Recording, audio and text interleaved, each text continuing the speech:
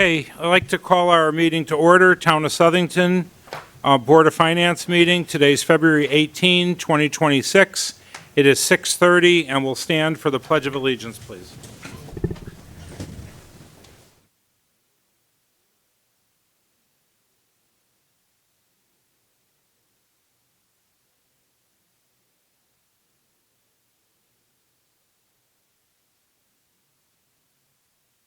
Roll call, please. Mr. Lebenik, Absent.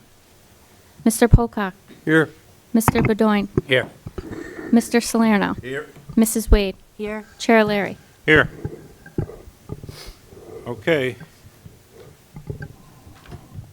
5 members, we have a quorum. We'll move right into the Board of Education is going to present 2 things to us tonight. One is going to be an overview of the 2026, is this thing working? 2026, 2027 budget. That starts July 1 of this year and goes to June 30th of the following year. So they'll give us an overview of that, and then immediately following that, the Board of Ed is going to make a presentation about parking and tennis courts at the high school, unless it has a different title. Okay, so we'll turn it over to the Board of Ed and look forward to the presentation.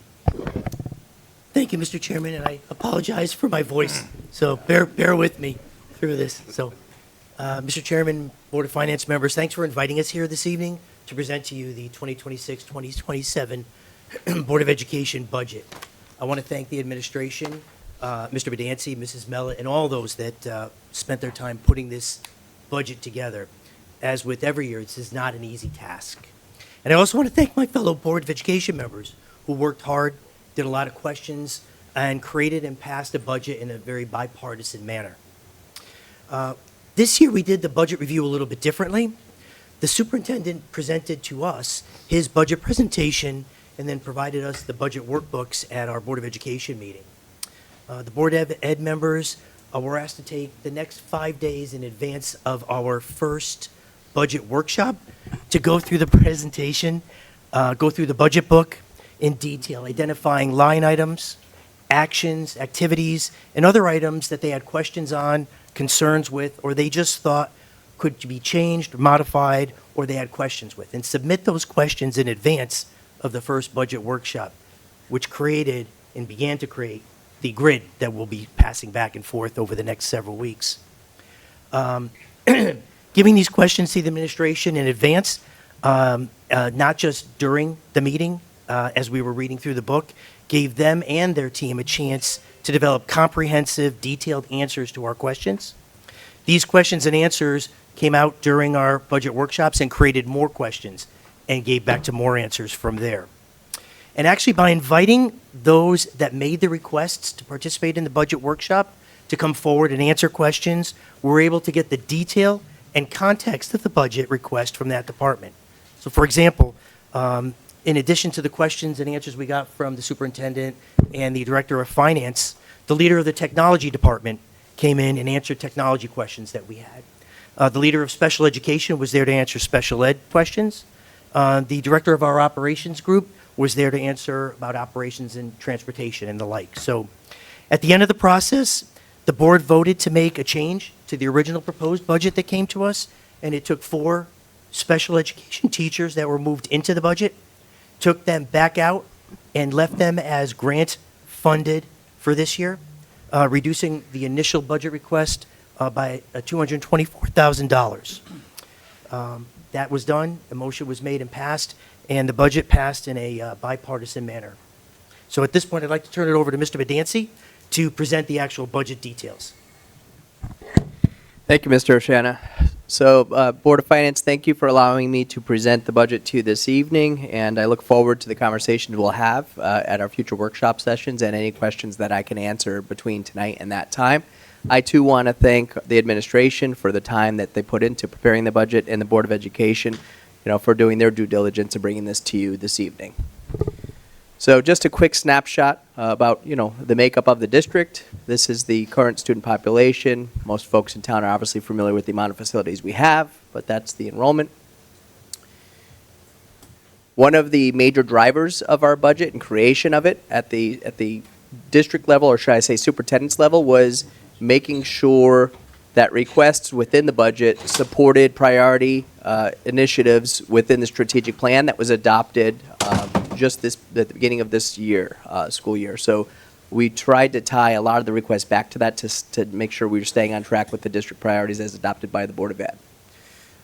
The vision of our graduate has been kind of our North Star since 2017. There was a community engagement process that had elected and appointed officials, parents, staff, administration, students, community agencies, and they adopted this in a sense, and it really couldn't hold more true today now than it even back in 2017 with all the advancement going on in terms of preparing our students for life beyond high school, and how flexible they're going to need to be as we go forward. The makeup of our presentation for you this evening is obviously to provide some historical context for those who maybe have not been part of budget processes years past, or those that are in the community that may not know the history of the budget. Also to talk a little bit about some of the major drivers of the budget in terms of, what are the large cost factors associated with this request. And then lastly, just talking about the process itself. These 4 metrics are really important and telling metrics for us as a district. As you can see, looking back over the past 4 years, the percent of need has increased across different subgroups. So when we look at the multilingual population, it's an increased population in Southington, which requires additional services provided by law to those students. You can obviously see the increased need for socioeconomic support for students with the increased and free reduced meals. The percentage of students with disabilities, that's not unique to Southington. That's actually increasing state and nationally right now, but certainly statewide for sure. One of the major, I would say, competing factors with this is the amount of state funding we get each year compared to what statutorily we're required to receive. We continually are underfunded relative to excess cost grant. And then lastly, the one metric I will share is that you can just see that our achievement, the Next Generation Accountability Index's 12 indicators, is actually higher than it's ever been. And so there is a great return on investment for the community.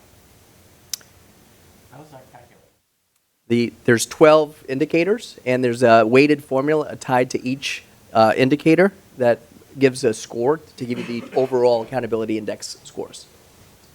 Good question.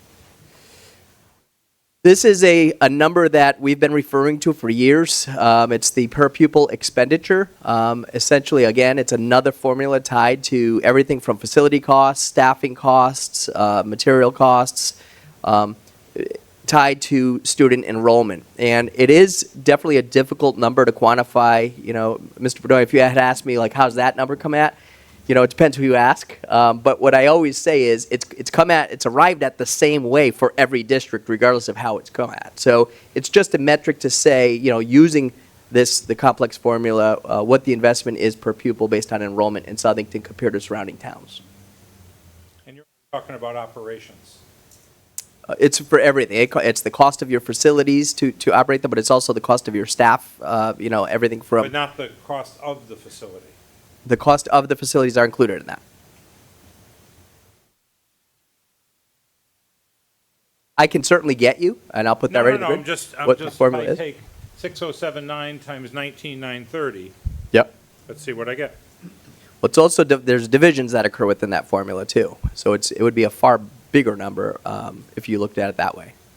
So Steve, it says I only get 121 grand. Budget is how much? The proposed budget. You're saying 121 million or 121 million, sorry. Okay, all right. But then again, there's the cost of, with that, this year, there's the increase that we're factoring in, and then there is the debt service obligations. So the grants are included in there as well, which are not part of the operating budget in terms of what we invest in the students. So you would not see that number. But if all this, if 6079 times 20,000 is 120 million, Yep. that number is lower than the budget.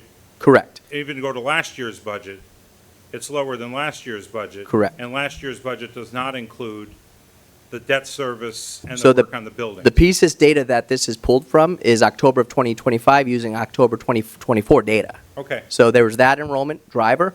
But like I said, the formula includes not just, it's the cost of operating your facilities, the cost of your salaries and benefits, and then also there's some community wealth, it's called the ANGLIC. I mean, that we it's included. tried so hard to figure it out. We could never work that math ourselves, right? Sherry Danello couldn't do it. Nobody could. You can't really. It's a number, and you're saying it's used consistently. Well, I would never do this to you Yeah. and bore you with it. I have an entire PowerPoint because I actually needed to understand how it was arrived at. And so the state had sent along an entire Okay. PowerPoint with the formula. So when you go into things like the ANGLIC and the community wealth and the debt service and the ratio, the general fund balance, the things that are all kind of taken into how you're tiered, if you will, as a district against what you're expending. So there's other factors beyond just straight cost associated with it.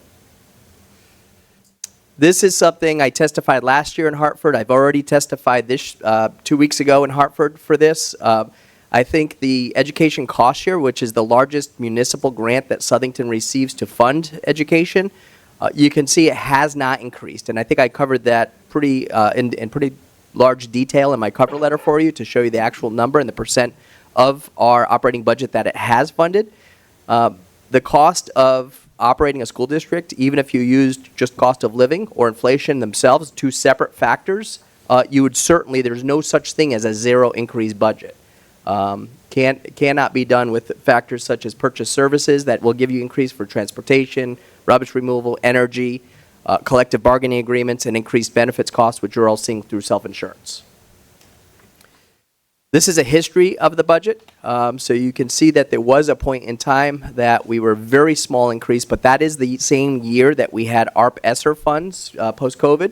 So several $1 million were used to offset the operating budget that year to mitigate the increase to the community. And that was understandable given that, that we were coming off of COVID and there were a lot of other factors economically that the community had to deal with coming off of the pandemic. The challenge during that time was then easing off of the use of those grant dollars back into the operating budget, and we can see that we've done that gradually over the past 4 years.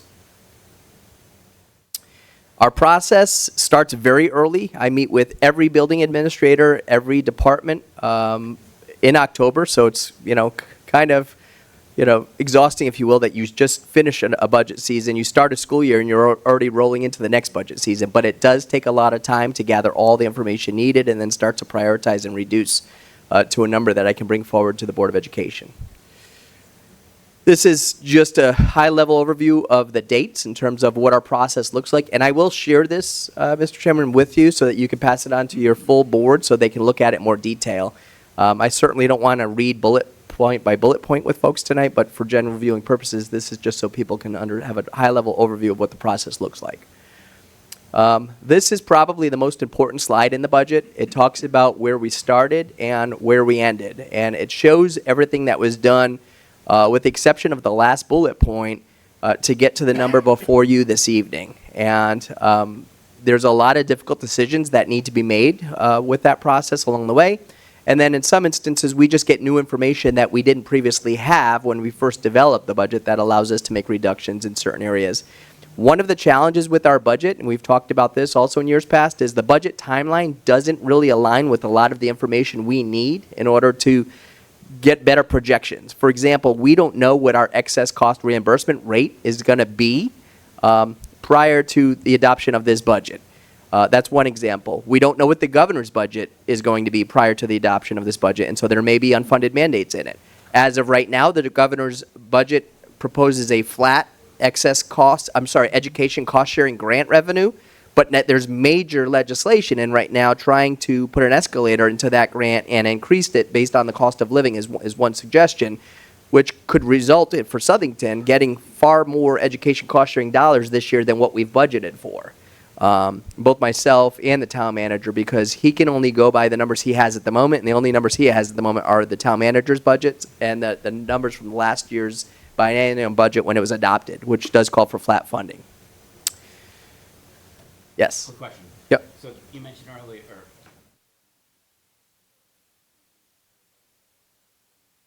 or 224. 24 hours.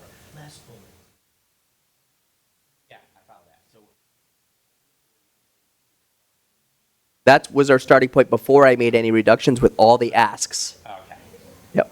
And so, like, for example, the top bullet, taking into what the salaries. So you dropped it down and then. Correct, yep. Gotcha. The major drivers, as we talked about already, and this is not unique to Southington, this is any education budget, are salaries, benefits, and purchase services. Again, salaries are, driven by collective bargaining agreements and contractual obligations. Benefits, you're living that with us right now. It's also, again, partially collectively bargained, partially what our rates are set at each year based on the self-insurance, recommendations. Purchase services, again, are contractual in nature in some instances. For example, transportation, there was an increase in transportation based on going back out to bid for a new contract. There was an increase in rubbish removal. There's continually an increase in energy costs. And so those are some larger purchase service areas. And when we look at other is the smallest cut of the pie, and it's what I would say, it's the pencils and paper, if you will. It's the curriculum materials. When you're cooking with food and family consumer science, when you're purchasing wood for technology education, when you're purchasing rubbish bags for custodians. I mean, it's everything you need to operate the district daily relative to teaching and learning, or operations when we talk about some of the other pieces, building maintenance. When we're looking at some of the big increases in salaries, our extended school year salaries, we were last year under budgeted substantially based on the amount of services. Extended school year services are services that we're obligated by law to provide for students with special education services that are agreed upon by the planning and placement teams, and it's the amount of staff that you need in order to provide those services. And then teacher substitutes, that's another area that we're seeing an increase because there's now another mandate in terms of Connecticut Family Paid Sick Leave Act and Connecticut Paid Sick Leave Act. They're two different ones. And then things that we get with FMLA, we have a continuing amount of FMLA requests, and that can be extended to not only someone's immediate family, but if it's like your parent or, or you're a caregiver. Those folks, if they're using paid sick time, we still have to pay the substitute teachers that are coming in and backfilling those positions. So those are increased drivers relative to salaries. These are the new personnel in total of the 4.3 out of the 41 that were requested that made it through the gate.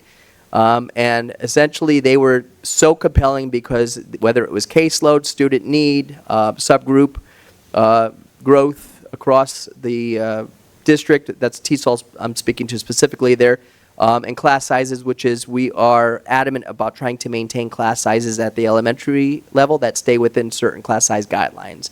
That numbers in any given year can increase. In some years it has decreased, and we've either reallocated those positions or not filled them to try and gain some attrition within the budget process. One area that we struggle with relative to salaries is when we've taken retirements. We usually plan for 10 retirements per year, and we used to attach a dollar amount to that. It used to be, let's say, $104,000 for a teacher on the top step. They're retiring, you're going to bring in a new teacher at $54,000. That used to be the case. Now you're getting to areas like math, world language, technology education, special education that are such technology education shortage areas that they're not graduating enough new student teachers and prospective new teachers to fill those positions. So what you have is you're basically having bidding wars either for teachers from surrounding towns. And teachers know this too, they're shopping. I make X in this town, and I look at this town's contract, I can get an $8,000 raise if I go here, I'll jump over. If you don't have any applicants for a position and you have school starting September 1, you might end up hiring a teacher at a significantly higher step than what a teacher at step 1 would be getting. Again, that's an existing problem, not unique to Southington right now. And I testified for that last week about growing the teacher pipeline because we shouldn't all be competing for the same teachers. Which, again, the competition, as you know, comes with an increased cost. The benefits summary, I think, this one speaks for itself. You've seen all of the projections that have been coming through this board specifically relative to the increases that we need to budget for. The premiums that the bargaining units pay are collectively bargained for. Looking at student transportation, we're now going into year 2, but as we talked about, there was an increase there to student transportation. And another area that I think a lot of people are not aware of is what I'll call, I don't want to call it a liability because I don't know if that's the right name, but it's an unfunded expense. You don't know how many homeless students are coming into the district in any given year. It does vary. But what comes with those students is usually an expense that's not in the budget. And what I mean by that is, let's use a student who's staying in one of the motels on Route 10 and is declared homeless, but they go to school in West Haven. By law, they're allowed to stay in their last school, which you understand the rationale behind the law. It's probably all the stability that child has in their life. It's where they're currently going to school when they become homeless. We have to split the cost of transportation to West Haven every day from that Route 10 motel to West Haven High School. And so those are transportation costs that, again, we are not budgeted for and we don't get any grant dollars for. That's just one example. It works in reverse, too. So if a student's homeless in West Haven but comes to Southington High School, we would pay half the transportation cost to get them from West Haven to Southington High School, and West Haven would pay the other half. The outplaced tuition, there's major legislation that was passed this past year, but it doesn't come into play until fiscal year 27, so the rates haven't been set yet. Essentially, this has been a runaway train of sorts in terms of we are at the mercy of the outplaced schools' tuition increases that are passed on each year. If a school says we're going to give you a 4.5% increase next year to keep this student placed in our school, I can't say to the parent, sorry, the increase is too large, I'm not going to send them there next year. That's a legally binding agreement when a planning and placement team decides to place a student at a certain school. And usually it's not just because of cost, it's actually the least of the factors considered. It's more often than not, what specialized services does the child require, and does this school offer that? Technology and equipment purchases, this is another area that has been a major driver the past 4 years that we never had to worry about in budgets years past, pre-COVID. And what happens here is you get the gift horse, I'll call it. You know, you get $1 million in ARP ESSER funds to go to become a one-to-one district. And now essentially every district is a one-to-one. That's not unique. And then you end up having to enter into a renewal and replacement cycle for your devices, because you're not going to get $1 million grant again in 5 years to just re-up with devices for the students. And so we have to stagger in, and we started this about 3 years ago, a replacement cycle. So as devices are heavily used, if you could only see our middle school Chromebooks and how well they're treated, you need to end up replacing them over a period of time. We take our oldest devices, we use them for parts, we disassemble them before anything is discarded, and then any devices that are still in operable condition are always slid down to our youngest grade levels, K1-2, because we don't go one-to-one in K1-2. We just have classroom sets of Chromebooks for students that are available in the classroom if the teacher chose to use those. The federal grant funding, again, this is tied to community wealth. But given our increase in community wealth, based on the most recent census data, you can see that we continually get less and less federal grant dollars. When you're getting flat funded with your state money and you're getting a reduction in federal money, the burden is passed on to the local taxpayer. And that's what I keep testifying on in Hartford over and over again. I'm adamant about that. I don't think we have a spending problem. I think we have a funding problem. And that's what I'm trying to accentuate when I am up in Hartford lobbying for increased state aid. One other thing I make about state aid, not so much a federal statement here, but the state form. Sometimes people think when you're making a statement about state aid that it's politics in play and that you're criticizing one party or another in terms of how they're funding education. Education cost-sharing funding has remained flat for over 15 years. We've had Democrats and Republicans in charge during that time. So it's not a political issue. It's truly a funding issue that needs to be sorted out. And right now, at least I'm hearing, I'm optimistic that there is bipartisan support to do that this legislative session. Whether the governor, vetoes that or not, that would remain to be seen. One of the other things we've tried to do to control costs is we continually are, and this budget is no different, there are no major projects or special equipment anywhere within this budget. Years prior, that was basically a routine part of an annual operating budget request. We remove anything that is considered a one-time funding, and we try to appropriate it the best we can across different funding sources. You remember that the state allowed districts to form non-lapsing accounts about 6 years ago now. started at 1%, it's now increased to 2%. As opposed to pre-buying or spending down in any given fiscal year, we try to keep whatever we have remaining, knowing that if the one-time requests or needs come forward the following fiscal year, we can reallocate those funds to that purpose. This is a new grant that the state approved last year, but again, it couldn't be more timely because it allowed us to take all of the requests from this year related to major projects and apply it to that grant. So this is not within the operating budget either. Right now, there's only a 2-year commitment on this grant. You know, the language of the grant is if appropriated. So the governor has to basically allow the appropriations to occur in order for the grant to be funded. I'm happy to say it was funded for this current fiscal year, so that's what we have earmarked for the use of the funds in the current fiscal year. And if received again in 26-27, you can see the other major projects that we are planning for with the next fiscal year's grant money. This is a capital request. We've worked closely with the town manager and the finance director, and we do think we have a plan that tries to the best of our ability staggers the investment needed in the network. I know I've come before you in past meetings and talked about there are some ongoing expenses, but it's hard to quantify them as reoccurring annual expenses because certain parts of a network infrastructure age out at different times.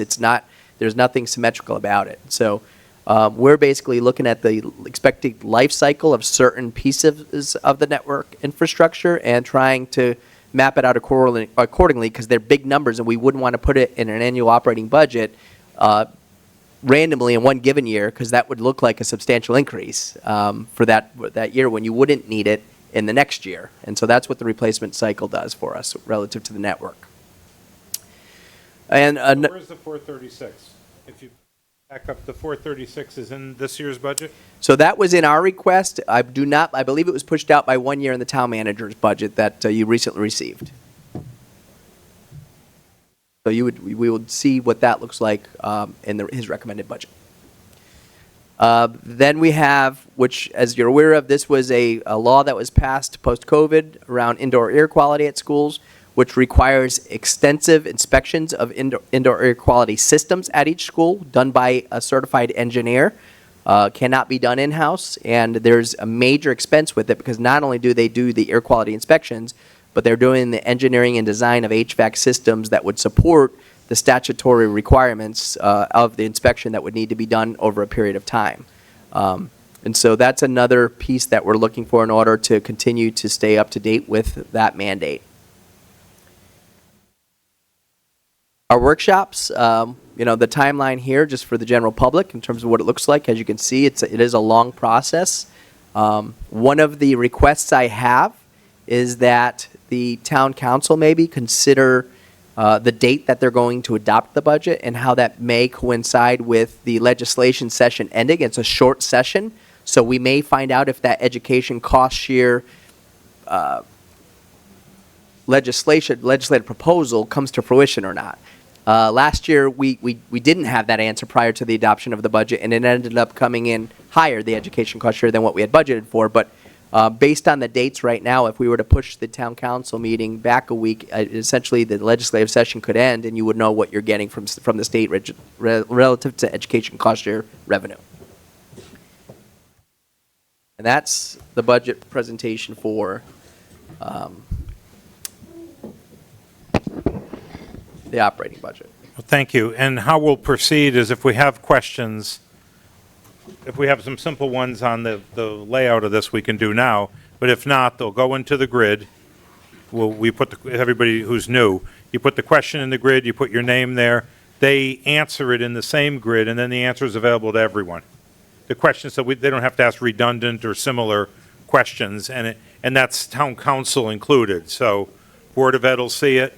Whoever, and the grid is open to town side too. So town questions go in there, Board of Ed questions go in there, Board of Ed answers theirs, town answers theirs, general government, and everybody sees them. So by the time it gets to town council, a lot of these questions are asked and answered, and any additional stuff is appended to it. Yep. And what we do is we share the link with all of you, so you can add the questions, and people can see questions that may have already been asked, so that there aren't redundant questions being asked. So we'll go from there. Okay. Yeah.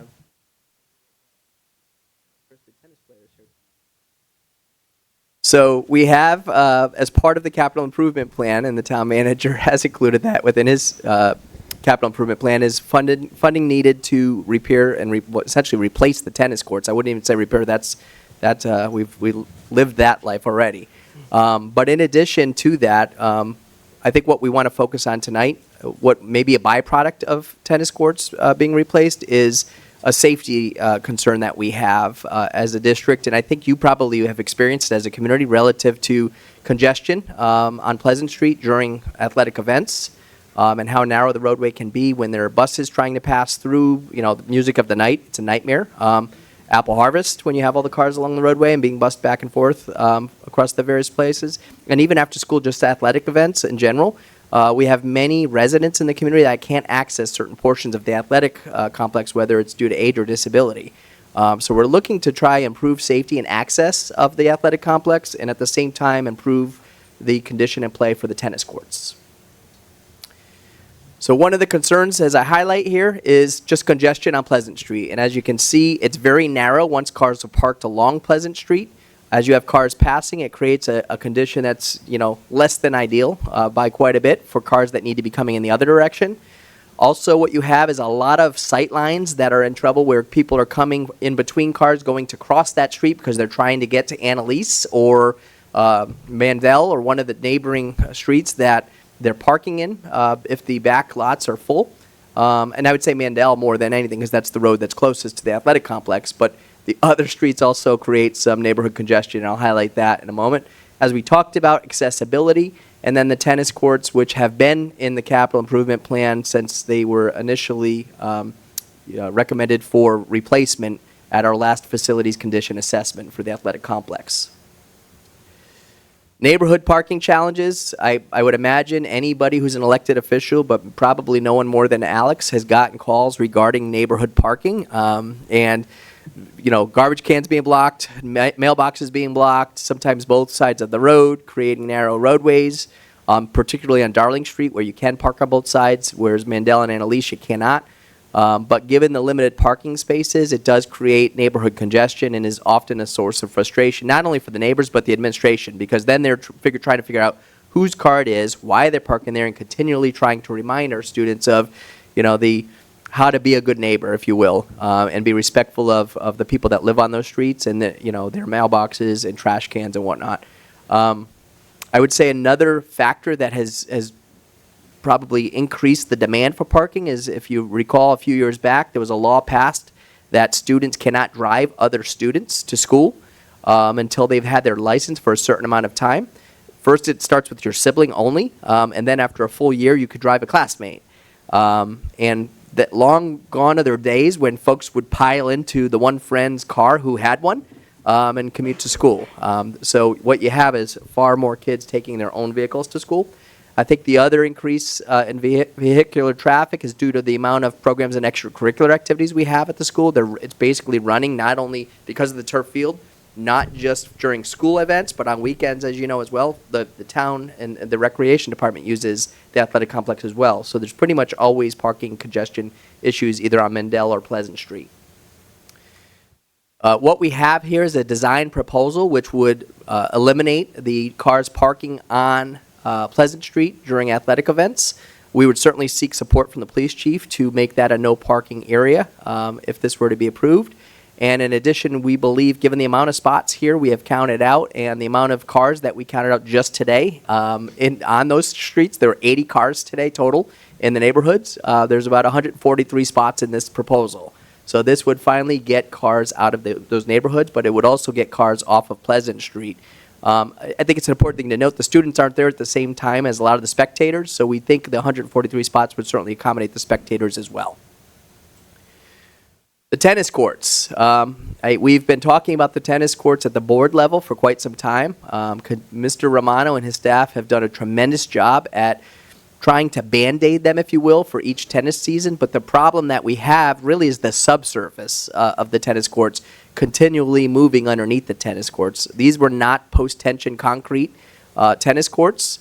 And so we can patch them, but each time the subsurface moves, whether it's because of drainage and the pitch of the courts, or whether it's just because of the type of service that it is, the cracks only widen. I know some of you took a tour of the complex with us a couple years back. You could fit an entire tennis ball in the crack of some of the surfaces. Additionally, there is limited accessibility and spectator seating. This was cited by the Office of Civil Rights as part of their complaint investigative process in 2015. If you remember, we ended up having to do some work on the girls' softball field because of the initial complaint that was submitted relative to Title IX. Once a complaint is submitted and found to be substantiated, they don't just address the source of the complaint, they address your entire campus, both outdoor and indoor. And so this was an area that, although it wasn't required, was highly recommended to be remediated for future use. So that's an area that we've certainly had to try and accommodate visitors during matches to the best of our ability.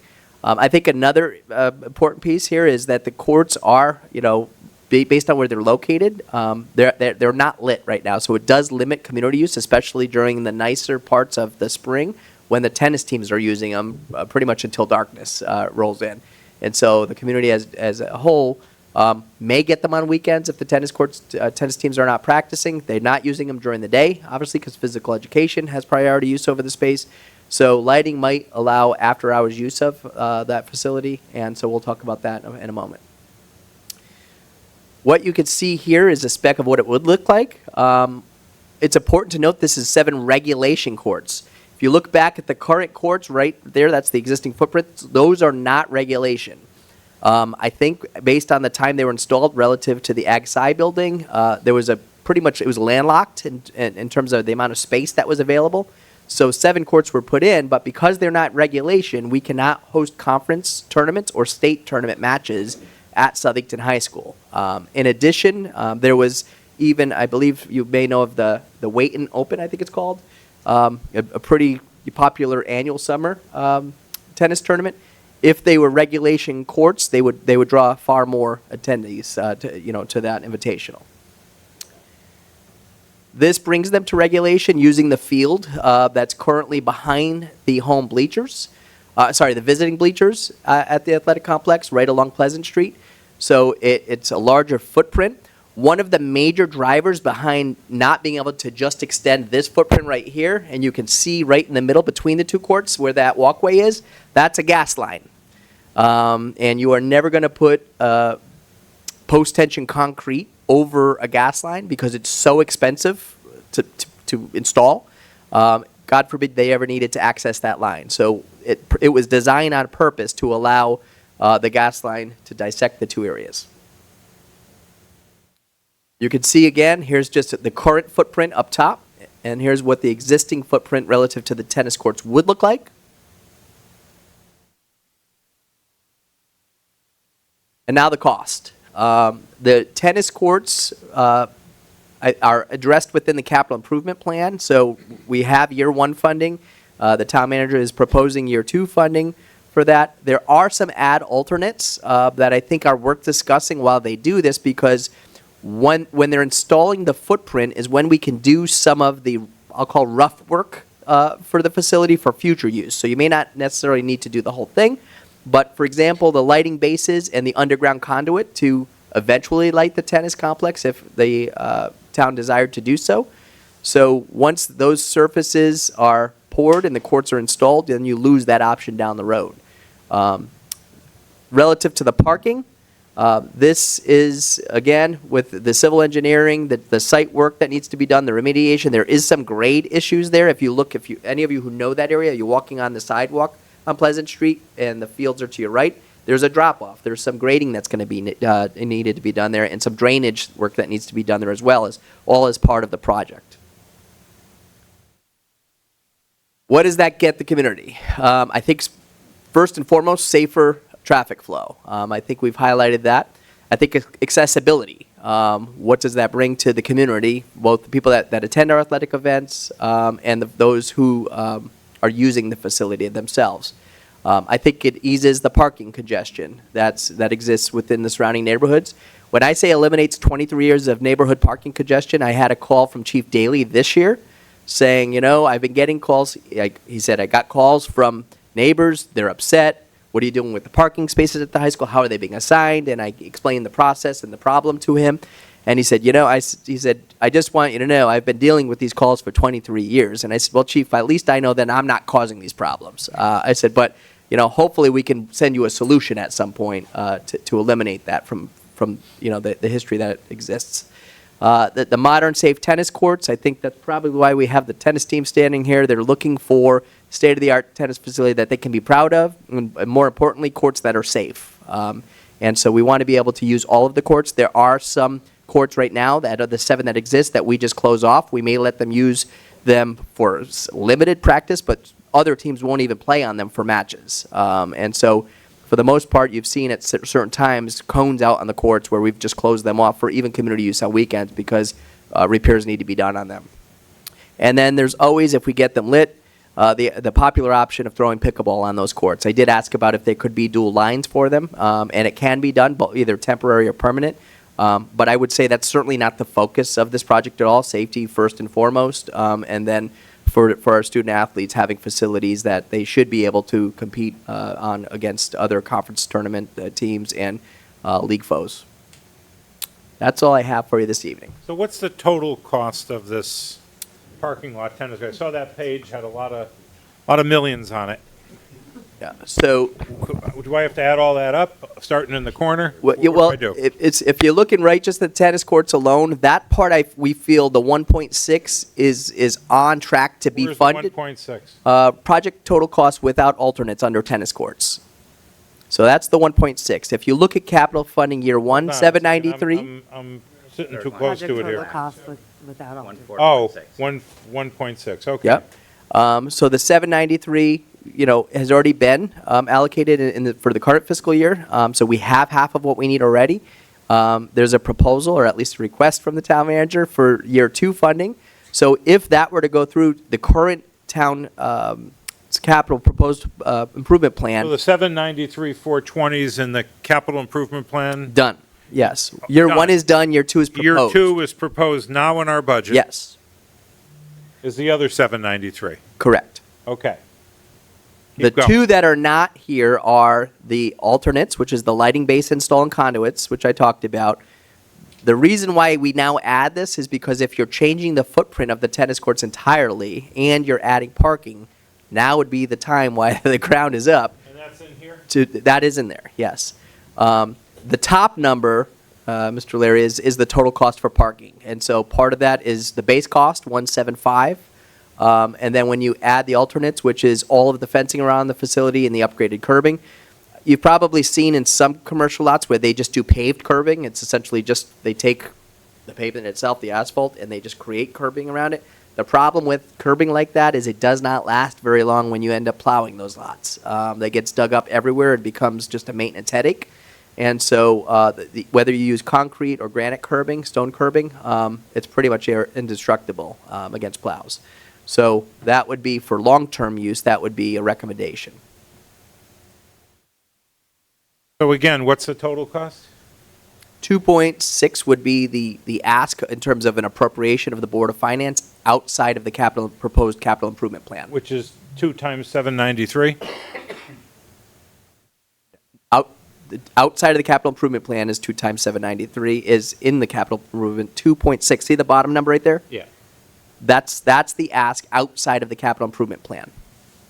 Okay, and in the capital improvement plan is the 2 793s? Yes, yep. So if I were doing the math, I'd do 793 plus 793 plus 2,624,000.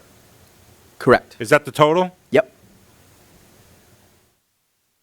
You're not seeing that? But wait, the first 793 is already.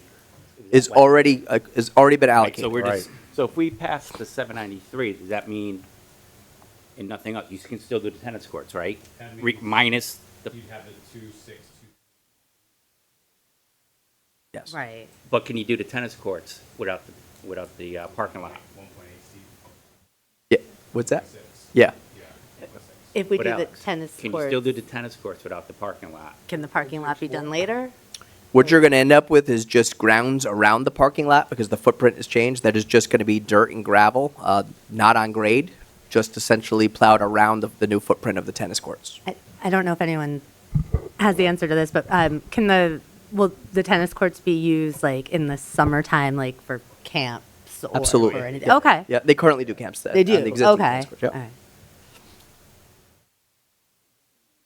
Yeah. Playing on those tennis, or my daughter played tennis here. They needed it then. They were horrendous then, Yeah. and there was gaps all the time, and you quick fix, and Yep. they open up over the winter. Yep. But Exactly. it's dangerous. Correct. You're going for a ball, you're not looking for a crack. Correct. I'm just surprised there hasn't been any lawsuits, to tell you the So truth. when I add up the math, It's though, dangerous. this whole thing looks like it's 4,381,000. If I take the costs that are already in there, the 20, the 30, and the 141, and then I add in the two 793s, Well, one's in already, I think, if you said. well, it's in the budget, but Yeah, I'm just trying to get to the total total cost. cost. Total cost of the whole complex, yes. Yeah, where it comes from being question number 2.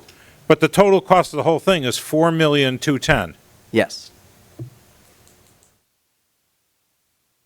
But it seems like if we, in for a penny, in for a pound, like if we start digging and then we don't have the light. The 4 And million we'll never to get the 10, lights then if we if don't you're do looking it. at that, if you backed out 800,000, because that's already been, allocated, we already have those funds, that would be the ask this current fiscal year. For the upcoming fiscal year. Which would be pretty much the 793 and 2623, Yes. give or take. Yep. Considering the 141 and the 29. And the 793, 420 will be in the budget. Yeah. And then, so just tonight, it would. And this other would be 793 was Tuesday. last year's budget, sitting there doing nothing. Correct. And the 29.5 and the 140 was spent Already done. elsewhere.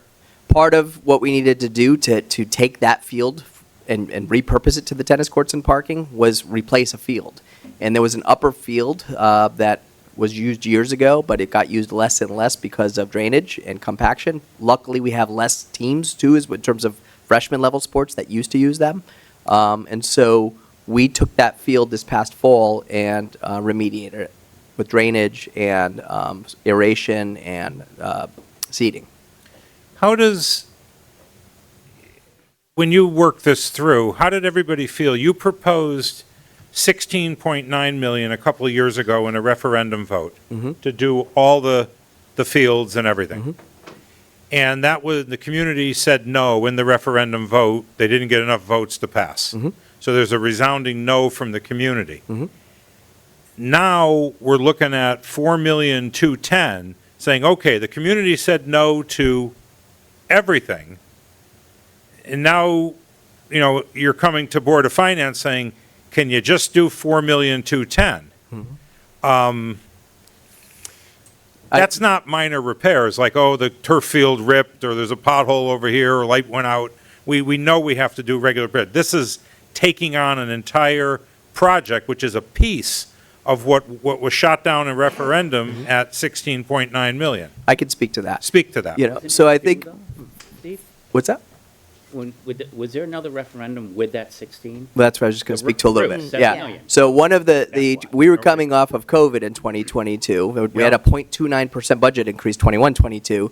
That referendum question was put up against the high school roofs. That was a That also mistake. needed replacing. Yes. That was- So when you're looking at it from that lens of a need to have versus nice to have, you're going to replace the shingles on your roof before you're going to buy new appliances for your kitchen, unless they're broken, right? So there's an example of what the community felt needed to be funded versus what would be nice to be funded. With that said, I don't think, in hindsight, and I would take complete responsibility for this, I did a good enough job explaining kind of the cost avoidance or deferred maintenance that was coming down the road for some of parts of the complex that weren't nice to haves. You guys did come with me in 2022, so you saw the tennis courts. You knew that pay me now or pay me later, it was going to need to be done. The bleachers are another example of that. Whether they passed in referendum or not, they're going to need to be replaced. The turf field is another example. There's a useful life of turf fields, and so once you get to the end of the useful life of that field, it's going to need to be replaced. So there was a lot of need to haves in that proposal. I think another area that probably threw it off was there were some nice to haves. There was addition of a second turf field as part of that facilities complex proposal. And I think people saw that as something unnecessary given the financial climate at that time. This proposal was not in that master proposal. The parking solution, this is the first it's been Yeah. brought forward, and I think the safety concerns have accentuated that. And that's why I'm bringing this forward, So because I now, think it you know, when addresses two problems. I see it as two things, right? We are going to fix the tennis courts, but we're also going to fix a 25-year-old problem on the roads. If we do in fact make all those roads no parking during the time zone and we tow them away, tough, you know, a little tough love there. And in return, we build this 170, how many parking spaces? 143. 143 parking spaces. We're solving a town issue, not a high school Board of Ed issue. Yeah. It kind of is, because it's students that park. But we're solving a town issue of people parking on the road, unsafe conditions, frustrated neighborhoods, been frustrated for decades. We're solving that, and we're solving the tennis courts. Just that hang-up of, when people went in to vote, did they vote no because they thought, Well, I would argue if this Well- proposal was, if this was part of the proposal for the referendum, yeah, more people would. it might have passed, because a lot more people saw the issues that it was addressing, Okay. where that wasn't part of the initial proposal. I had only come up with this idea after dealing with the administration at the high school, and I had just become superintendent at that point, about how are we going to address the parking challenges at the high school and within the neighborhoods. I get just as many emails from neighbors about frustrated parking as I do about the snow days. No, Well- that road is dangerous because is. it's not just tennis, it's softball, Yep. baseball, everything. Because I've been driving by that road for Correct. 20 years now when there's sports, and it's dangerous. And it's inexperienced drivers It's and, not that wide, and then when you got buses too. And the you people got- walking out between you know, a you got car, the you kids don't see them. parking, yeah. And I know you're talking about the side streets, neighborhoods, because I see it. Yeah. Yeah, that's dangerous. Well, are there any more questions? Do we understand it enough, or are there unanswered questions? Because we have to have an understanding before we could take an action. Does anybody have questions? If we move forward with it, the source of funding becomes a question. We have firefighters in the room saying, hey, we need firemen, and now we're talking about $4.2 million for parking lots and whatnot. I want to address that. If we'll take action, see where we get. We'll put a motion up, we'll see, have some more discussion, see where we get. But if we were to fund it, we would cash fund it, and we would cash fund it from our undesignated fund balance. The amount that we have in excess of the policy calls for us to have 11%. We have more. It's a capital project. I want to make that clear to everybody in here, especially if anybody here took accounting. Capital versus operating. We could use undesignated fund balance for capital. We can't use it for operating. So if you said, oh, I could hire a couple of teachers, that's operating. Correct. Or the firemen said, oh, we could hire a couple of firemen, that's operating. This is capital. So since we have the money could only be used for capital, generally for the pay down of debt, emergencies, one-time opportunities. That's up to the 11% amount. Above the 11% amount, it's free game, and we just get to decide. But it's geared towards a capital expenditure, something that's going to last multiple years, be depreciated, whatnot, capital expense. So that would be the source of funding, and the ask is for 2.6 million. The other stuff will come through the budget. We'll figure out later where the other pieces, one's already there, one's coming. So just to lay it out there, that's where we are. We will go to discussion because, you know, I'll usually the chair doesn't make a motion, but to keep things rolling, I'll make a motion in a moment. And then after we make a motion, we'll get a second. After the second, we'll go back to discussion if anybody has discussion. After that, there's two real actions. We could vote 4 yeses, then it's a recommendation to town council that Board of Finance has looked at it, and Board of Finance is in favor. If we don't get 4 yeses or a motion to table or whatever, then it lays on the table or it gets voted down and we take it up later. That's how it could play out. So to start it, I'll make a motion to appropriate whatever that number was. You got to put it back, yeah. If I may, it's not on the agenda, so you're going to have to add it. Oh, make a motion to add action on the fields to the agenda. Do I have a second? Second it. Motion and a second. All in favor of adding the item to the agenda? Yes. Okay. Now, I'd like to, could you back the slide up so I can get the number? I'd like to make a motion to appropriate $2,623,500 for the, in accordance with this plan, for the construction of the tennis courts and the parking lot at the high school. I'll second that. We have a motion and a second. Is there further discussion on it? Anybody have questions? Now we have discussion. Mr. Chairman, we have that money in, above the. Yeah, we have, that's- let me turn your attention to, let me do this thoroughly. Let me turn your attention to, I don't know what page it is, the undesignated fund balance report, which is the thing that looks like, has the gray shaded column in your packet. Yep. And I'll read it. We had a placeholder in there of 2.5 because we didn't know 2.6 is the real number. So we had 2.5 in there. You see the you see this thing? Yep. Yeah. Yep. Okay. Do you look in the column that says forecasted to be used? It was like anticipated. Finance put 2.5 in there. The real number comes in 2,623,500. Even with 2.5 in there, if you look way over to the right column, we still have 4 million left. So if we spent the 2.5, we still have 4 million left. If we spent the 2.6, we'd still have 4.3 million left. We have 4.4 now. So big picture, rounded numbers, we would spend the 2.6 and still have 4.4 in excess of our policy limit. Things will change because our new budget will push spending up by, I'm guessing, I don't have it in front of 8 million. Then we have to put 800,000 more to get to the 11%. It's a circular thing. So we'll be able to do that. And so we let's just say this way, we can afford this. We can afford it with cash, and we'll still have cash left over for capital. So that's where we are. I mean, it's, and yeah, that answers that.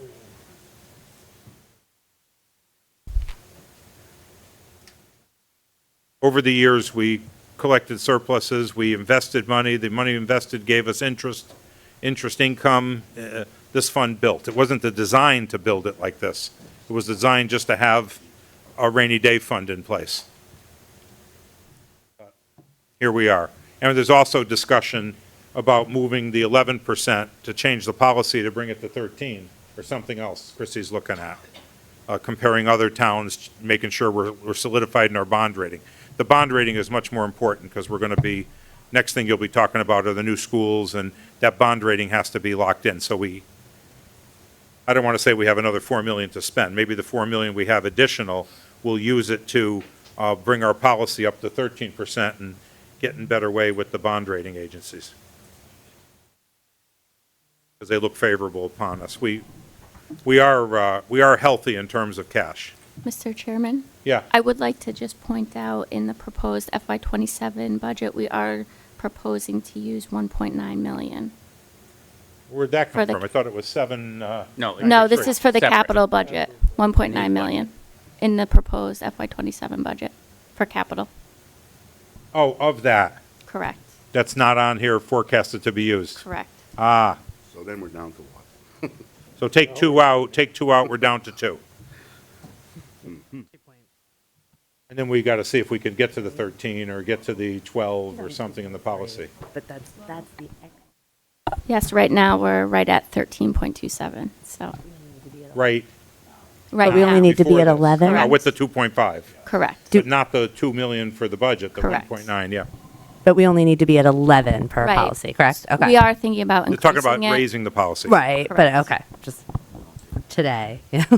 So this, maybe the other way of saying it, this does wipe out then our excess rainy day. It puts it to use, and, Well, it halves it, doesn't wipe it out. well. Between, We'll need, what Chrissy said is in the budget that she hasn't given us yet, they're using 1.9 million, did you say?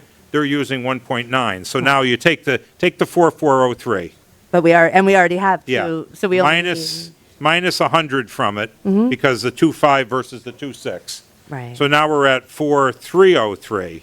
Minus 2 million that we're going to use in the budget is 2,303. And that's about what we'd have is 2,303. And if she wants to, we want to raise the policy from 11 to 12, or I don't know how much a percent is. I Does that have to do the math. 1.9 include 800 from year two? Okay. So, and of course, then things will move, right?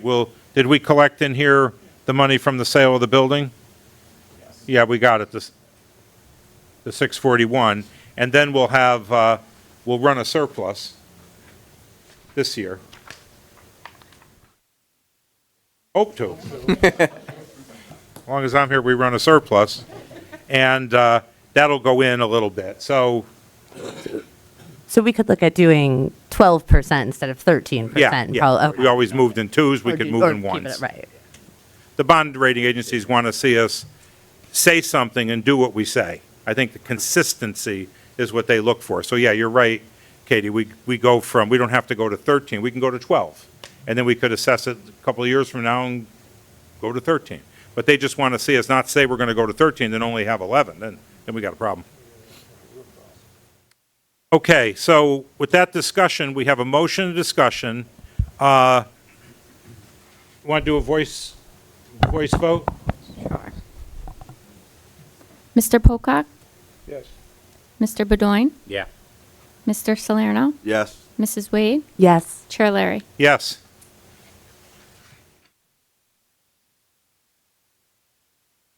This is one of the biggest things we've done in a long time. We did it quickly, but it was one of the biggest things we've done. It's needed. I just hope it's, we want to hope it's a win for the community. That's the right thing for I everybody. think it's good for the students, the safety, and the neighbors who've been, Yeah. when I went to Yeah. high school a long, long time ago, there was a problem, so it should alleviate everybody wins. Thank I you. think everybody's Thank you got all. to know, it is one of the largest swings, the largest appropriations we've made. I don't remember any other. Than approving the budget, we haven't approved anything this large. We did buy the parking lot across the street. We bought the North Center building, but those paled in comparison to this. So I hope we made the right recommendation to town council. They'll take it up. They could either approve our recommendation, or they could have a trepidation and adjust it. That's up to them. But, everybody should know in the room, we do try to do our best, each and every one of us. Yep. So, Yeah, I'm glad for the tennis program.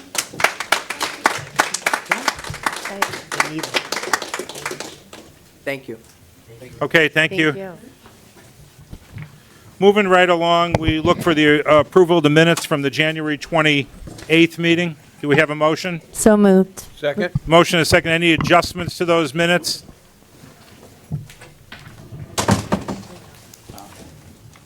Any adjustments to the minutes? We have a motion and a second. All those in favor signify by saying aye. Aye. Opposed? Those minutes carry 5-0.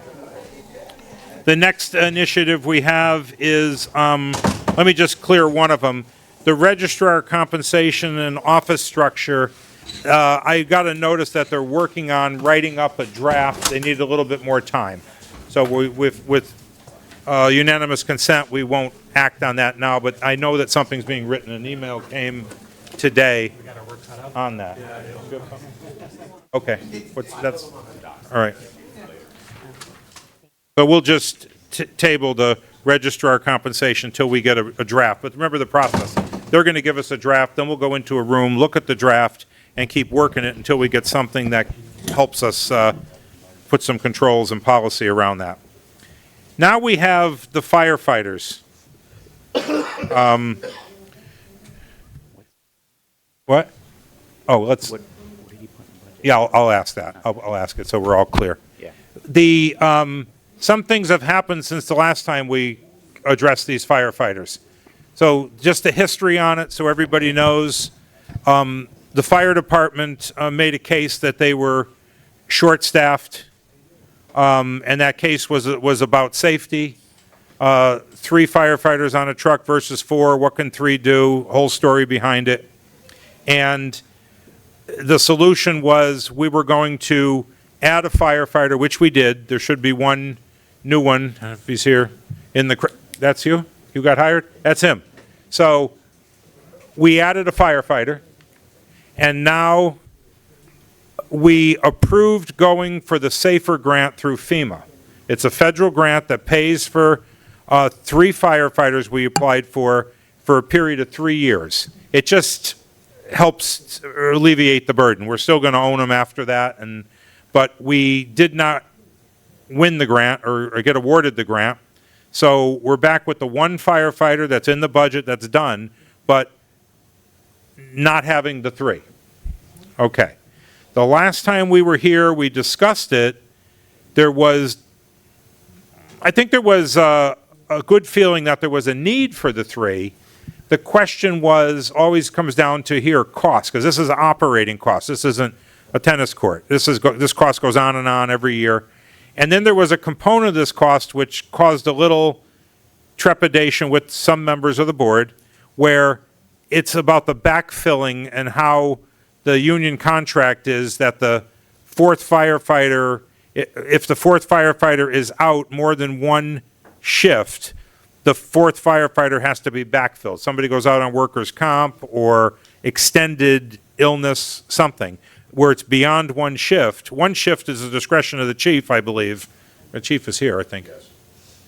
Where's the chief? Here's the chief. You are correct, sir. And then after that, it's the contract comes forward and says you have to backfill.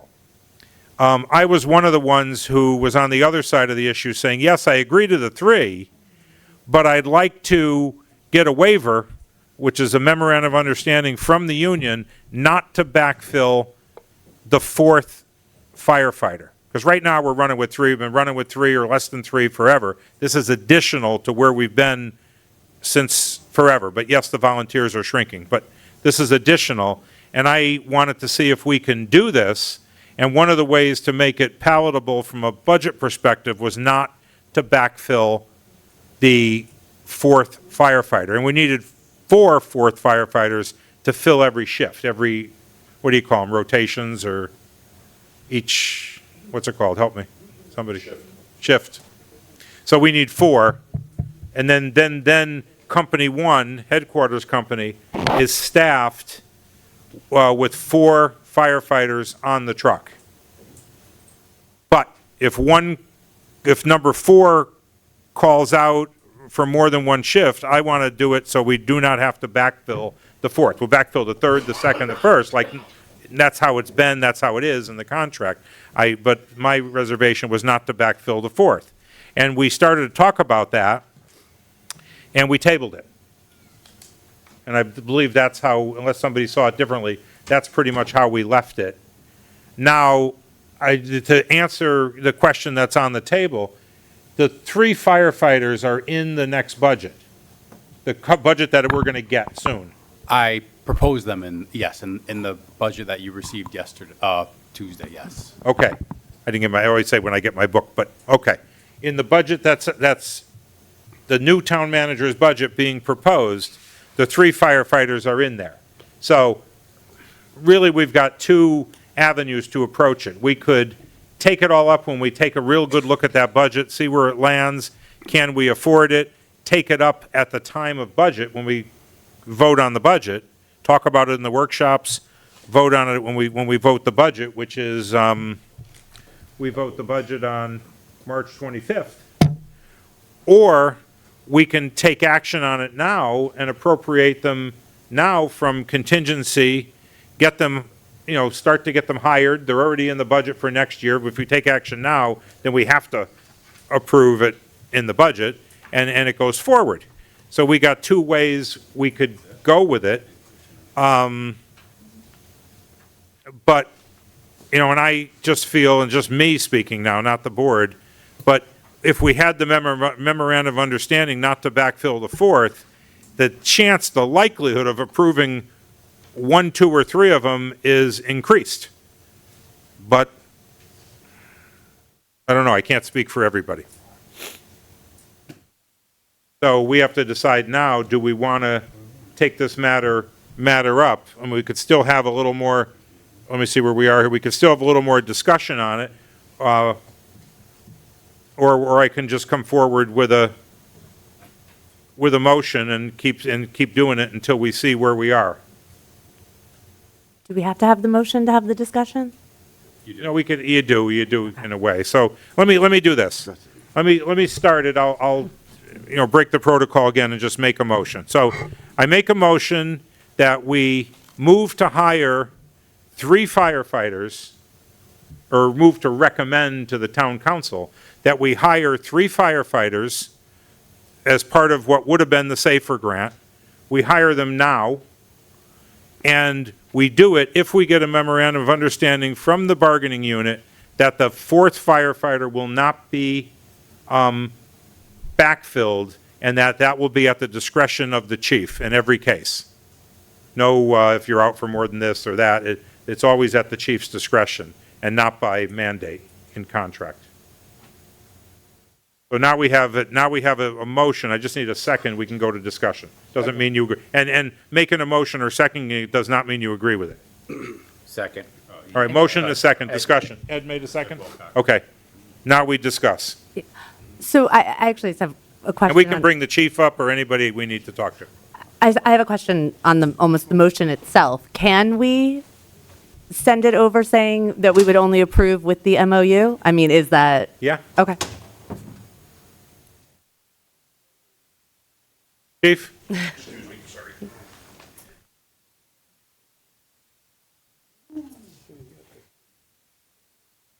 Congratulations, chief.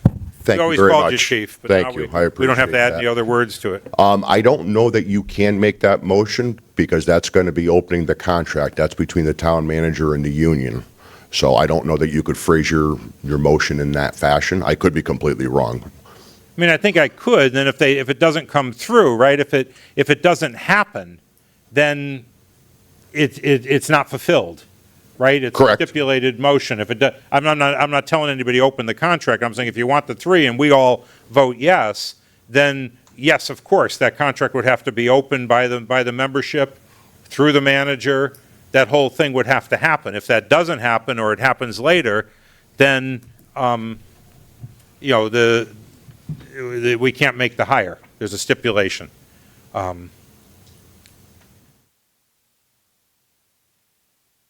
Now, if we were to do that, Chief, then what we're trying to say here in this motion, that you would have the discretion. Correct. If you look at it and say, oh, I need to backfill, or somebody's out for an extended period of time, I need to do something here, then it's at your discretion. You could backfill one shift or say, I'm only going to backfill days, or however you do it. It's up to you. Right now, it's up to the contract. Correct. And that's the part I'm trying to alleviate, only because to try and make this palatable financially and not have a potential large overtime component linked to it. That's all I'm trying to do. I'm trying to make it happen. Understood. And unfortunately, the way it's set up right now is that we wouldn't be able to put that 4th person on the ladder truck at headquarters. They would either go to Station 5 or Station 3. Why? Because it's already stipulated as to what the normal staffing is for the ladder truck at headquarters. It's 1 officer and 2 firefighters. Who stipulates? That's in the contract? That is in the It's contract. in the contract? It's in the contract. So we couldn't get 4 people on a truck? Only for special situations. So when we had the big snowstorm a couple weekends ago, I upstaffed that to 4, just for functional operation. So if you added these 3, they wouldn't be being used as 4ths on the truck? No, they would be assigned to either Squad 5 in the north end of town or Right. Squad 1 in the south. Okay, so then these roles wouldn't be subject to the overtime that were, Yes, they would. okay. The way the language is currently written, if any one of those members is out for more than 1 shift, it's a required backfill. Even though they're not the 4th person on the truck? Correct. Okay. And I was thinking they would be the 4th person at the headquarters company. Nope, No, it's unfortunately Okay. not. I would rather have the ladder truck with 4 on it, but that's the way the language is written, and I inherited it just like you did. All right. So Alex, question. We haven't seen your budget yet, really. I mean, we got it like Yeah. a day ago. What's the impact right now with the 3? How much dollar amount? What is it? Do you know? Is it like 450? Would have to give it to, you've got the MERS contribution plus the FICA plus Right. the It's a health count. insurance plus the increase in overtime because adding staffing increases overtime. So I don't have those exact figures. The chief, Yeah. the fire commission approved that budget and then adds in the fringe that's not in the fire budget. And you That's didn't add any incremental extra overtime? that Chris There's- is gonna have there's to a add that small line, increase add in that it. on top of All it. right. Okay. Yeah. So Chief, how do we do this? How do we get a fourth firefighter on all 4 shifts, if I'm using the terminology right, You'll end up with 8, at minimum headquarters? 7. What? You're going to end up with 8, minimum 7 per 24-hour shift. With the addition of the 3. Each one of those members would be assigned to a shift. So I currently have one shift that runs with 8, so Squad 5 runs with 4. During the daytime, since we have a very young department, I don't always have a driver at Station 3 to operate Squad 1. So a lot of times that 4th member gets shuffled down to Station 3 for the daytime, and then at nighttime they return to Station 5. Go back to the question, how do I get 4 at headquarters? Is that the whole contract issue? That's a contract issue. These I are the wish I had things- better answers for you, but No, a contract issue is fine. I have no, beef with the union. I just trying to make this work and trying to figure out how to do it. I mean, maybe you guys all read that contract and memorize it and whatnot. I got to spend more time with it. It's not the union's fault, it's just, No, how it is. It evolved. I know. It evolved. It's, I'm sitting here right blame now the town. wanting to put 3 firefighters, or get 4, and this fell in 4 buddies, add them to the shift at the headquarters company, and a negotiated piece of paper is in the way of that, and it's a little bit frustrating because I'm genuinely trying to And add and I firefighters. appreciate that. And the other difficult part is we've spent money on 2 different studies to tell us the same thing, and we're not making a lot of progress. It's frustrating. I'm watching my volunteer force dwindle. I have 32 members right now. We had a fire today. I was only able to get 2 volunteers. I'm relying on mutual aid. And that comes at a cost to those municipalities, too. When it comes to the volunteers, what is the stipend or the abatement? What do they, what is So they that? get a stipend per call, and if a Yeah. call runs over 2 hours, they get an additional stipend for that. It's $25. Okay. If it goes over 5 hours, they get a $40 stipend on Yeah. top of their per call. So it's not significant amount of money, And they have an but abatement too? they do a $2,000 abatement. So what would get more volunteers? Would it be increasing the abatement? A And that change in the could entire save the town- workforce. That would work, right? See, that- Unfortunately, that- everybody's working 2 jobs That now. would save the town money if you just raise the abatement for volunteer firefighters. It's No. statutory. Connecticut has a statutory. Use your mic. It- so. They have a It limit? has, sets that, I believe, Chief, right, is under Yeah. statute, and they don't have it indexed to inflation. And there's a couple things that are at the legislature now. They're proposing to remove the cost of tuition for volunteer firefighters so they can continue their education. So that cost will be passed on to the taxpayers as well. There's legislation to increase the tax abatement from 2,000 to, I believe it's to 5,000, or Yeah. to eliminate it altogether. Again, these abatements are wonderful. However, my guys still need to work. They have family commitments. This is where we're having problems. It's No, I it's just, I the wasn't sure if community. you could, if we had the ability to increase the yeah, abatement does to the get more town have the volunteers. ability to increase it? They don't. It's set. Set When can the currently. town apply for the SAFER grant again? Is this That- every year? Yes, if it's funded again, it will be September, I believe, is when it opens. Okay. No, if we fund the 3 firefighters, we can't then go for the SAFER grant. Right. Okay. We can go for more. I'm sure we can. Chief? You knew I was going to say that. Not that that's wrong, I mean, but we gotta get somewhere before we get everywhere. Small, measurable Yeah. steps. I think I want to amend the motion, but we'll vote it, and then I'll come back with another one. So let's take a roll call vote on the motion that's there, and I'd like to come forth with another motion, see where we stand. Mr. Wait, Pocock? the motion of, This one here, adding 3 today with the memorandum of understanding not to backfill the 4th. I don't, Where's that money going to come from? It would come from contingency. If it was to happen. Okay. We're voting for this to happen? I'm gonna, well, right now, Well, I'll the be budget. voting no on this and coming back with another motion. I just want to get this one cleared. From what I learned, I'll change the wording. So we could do just a voice vote on this. All in favor signify by saying aye. All opposed signify by saying nay. Nay. Nay. Anybody abstain? Okay, this one fails.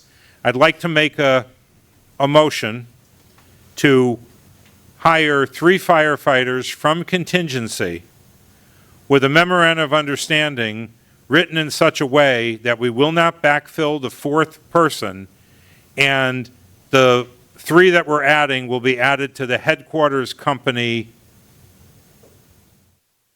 group. They would only be able to work out of one. Out of 1. They'd be added to the shift at 1, not 3 or 5.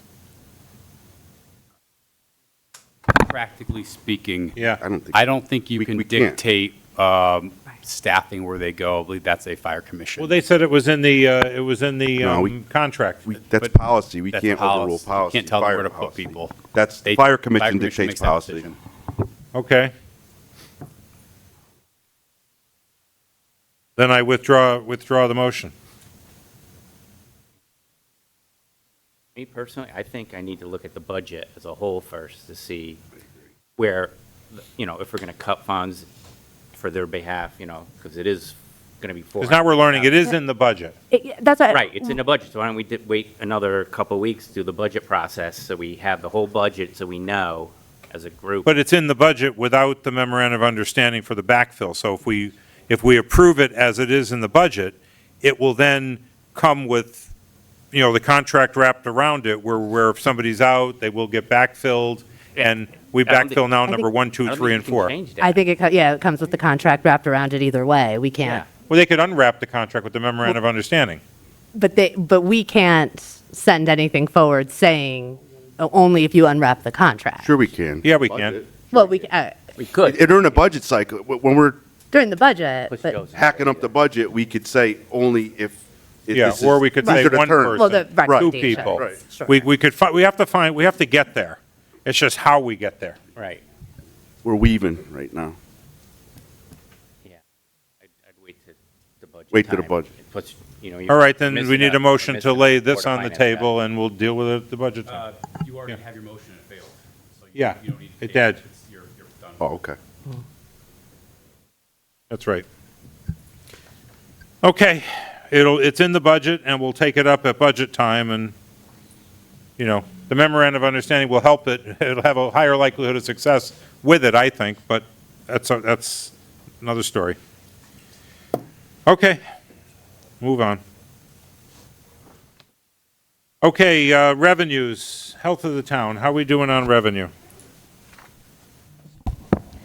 The revenues through January were 597,812 over what was budgeted. Interest, income, and town clerk fees were the driving factor. Okay. Expenditures, Nothing outstanding to report, other than what will be addressed later snow on. and ice. Snow and ice. Do we have a transfer? I believe we do. Finance department as well? Yes. Yep. Okay. So that's later on in the agenda. The contingency line item, I didn't look at the packet to see it. The total on tonight's agenda to be reviewed and approved is $177,427.30. And if that is approved, the remaining balance will be $368,483. Okay.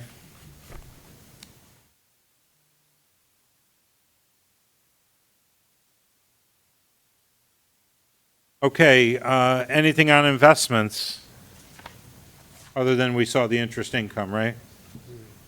Yes, so our interest rate is holding steady for the short term at 3.3 to 3.57%.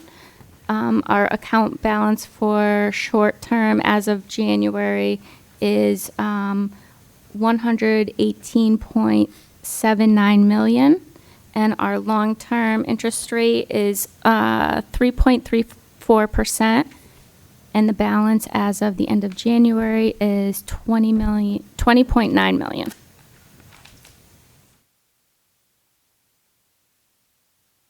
So we got 140 million invested. Okay,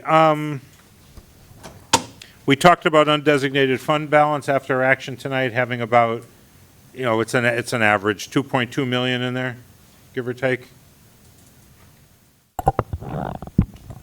Yes, that's correct, as long as all the pending items are approved. Okay, subcommittee reports. Sewer? Nothing to report. Okay. Public Works? I have just discussion on the 3 bridges the state's talking about redoing. They're still in the planning stages. In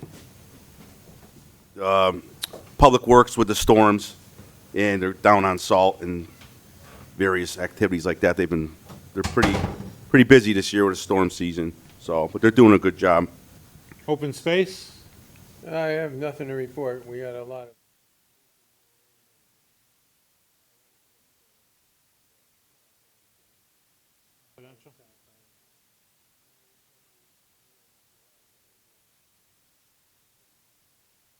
Okay, anybody, economic strike? I have nothing unless you have something, Alan? I didn't go to the last meeting. Were you at the meeting where we talked about Curtis Street? No. So the last meeting, there was a meeting regarding a developer who's looking to come in and acquire 3 parcels, one on Curtis Street, one on Office Moore.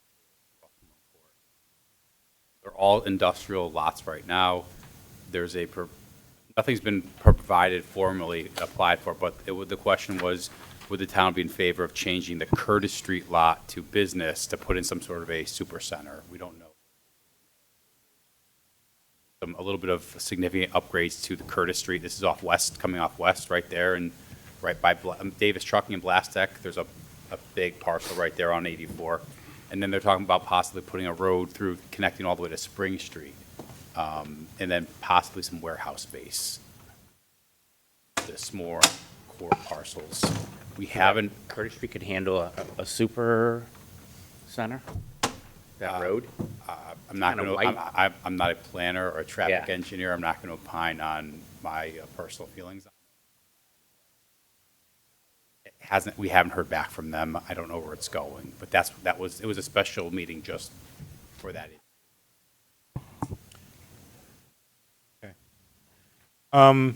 Fire Commission liaisons, I think we're going to need someone, doesn't seem like we're totally well-versed on what we can and can't do, how we can go about this hire. Does somebody from our board want to liaise a little closer with the chief or with the union president or the commission, and just bring back some options as we go through our budget? I don't mind doing that. What we can do. I had it the one time and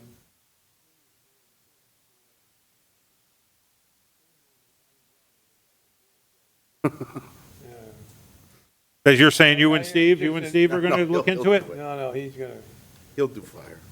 Ed's going to look into it? I'll do fine. All right. go to the meeting, sir. Figure out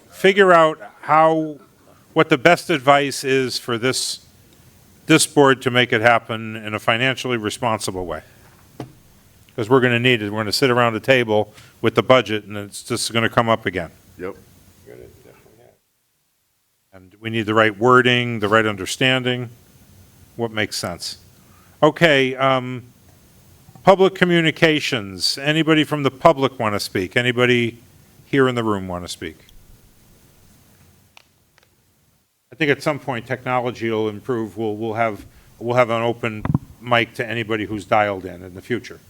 That's the goal. We've got, just to give everybody a heads up, as far as you brought that up, Mr. Chairman, we're looking at upgrading both this room and the municipal center room to make it much more user-friendly for folks to run meetings, to automatically stream them, upload them to YouTube, the whole 9 yards. The biggest concern that we have and the biggest complaint is people can't hear, the systems are down. We have Ms. Bernoulli over there with a 1994 camera, so we're definitely in need of some updates. I did that. Call from somebody from Florida.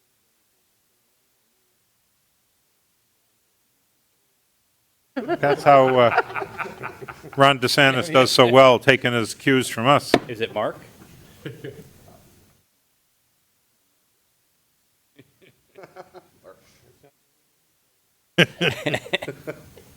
Any board communication, member to member, anything going on, anybody want to bring up? I have Okay. an issue I want to discuss. First, I want to start off with Chief Lee. This has nothing to do with your ability to do the job. Congratulations. You're a straight shooter, and I appreciate it, and that's why I like talking to you. And you're an easy person to deal with. It's about the fire commission. I was made aware a couple weeks ago about the contract that was going to be offered to the fire chief, and I called Alex and asked to see it. He sent it to me, and halfway through it, I stopped it and called him up and said, did Jared Lucen review this contract, our labor attorney? Because I'm finding all kinds of issues in this contract that aren't normal, should be addressed, and is not good for the town. I was told no. I crafted a email to Chairman Costello and the other fire commissioners. I CC'd the council chair and the council minority chair, along with the finance board, some of my concerns. And I want to enter my email into the record so it could be entered in. But the response I got from Chairman Costello was, the commission has done its due diligence. I disagree with you. I will not consider tabling the vote for chief tonight. It wasn't about the vote for chief. There was nothing to do with the chief. I asked to table the terms of the contract because this contract is not normal. It's not normal. It's not good for the town. It's not good for the fire department. Some of the things I picked up on is the fire chief shall receive all other allowances that other employees of the town receive in accordance with the town's established policies. Well, he's going to get a $1,800 a year uniform allowance because that's what the police officers get. They get that amount because they buy bulletproof vests every 5 years because they expire. Is he going to get the $7,500 a year apple harvest stipend that the HR director gets? According to his contract, he's going to. Is he going to get a $500 car allowance even though he gets a car?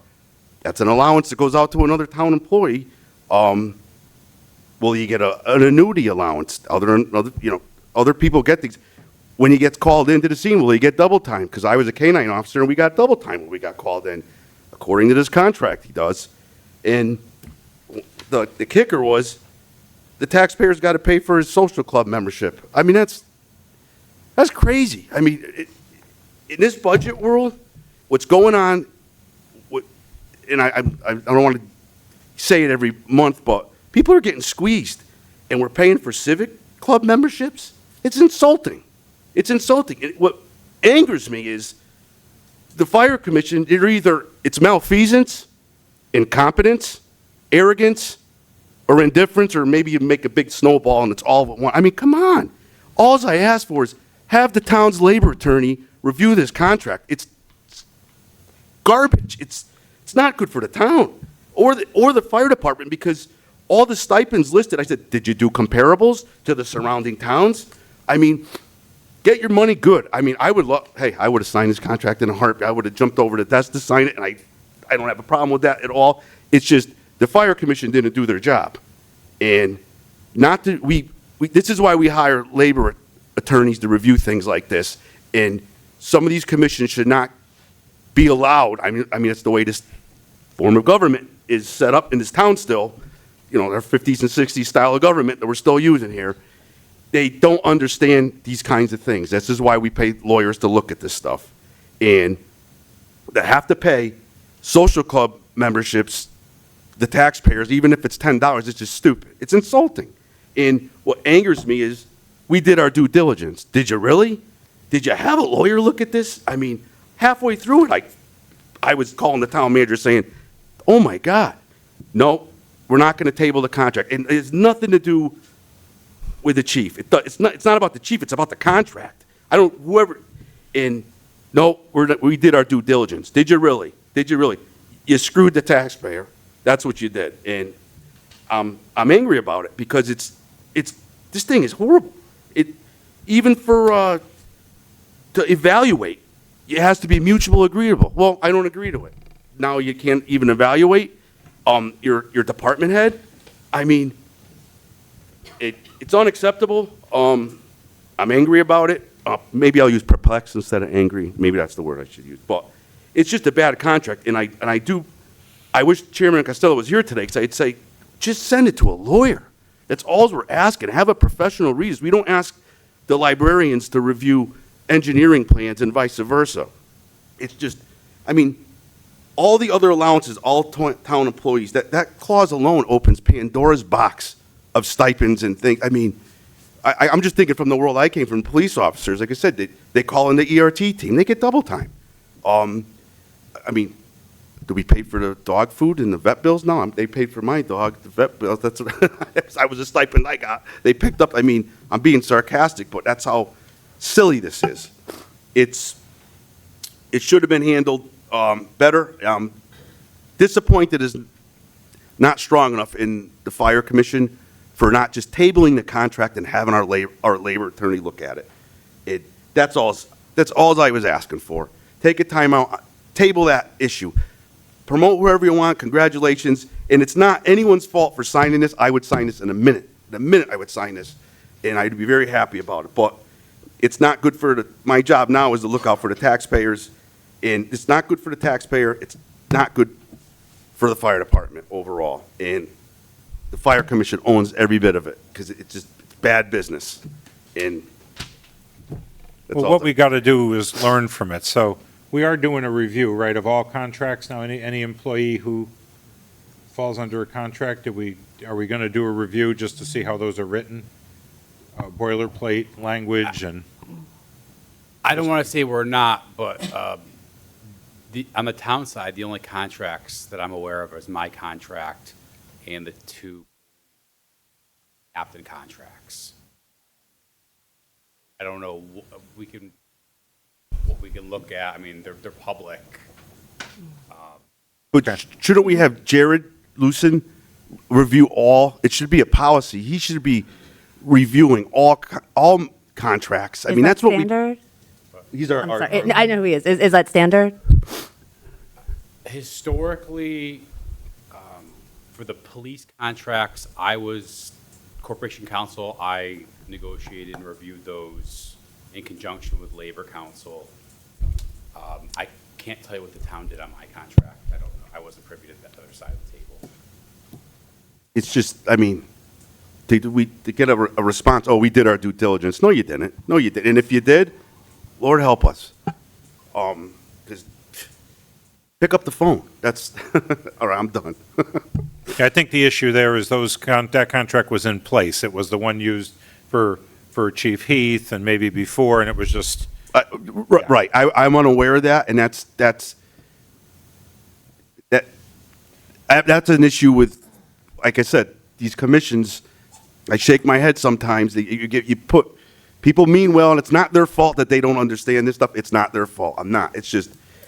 If I may, Mr. Chairman? Yeah. And I just, practically speaking, and I understand what Mr. Slaner is saying, I did have a conversation with the chief, and I don't think has any intent to monopolize on a lot of that extra language in there.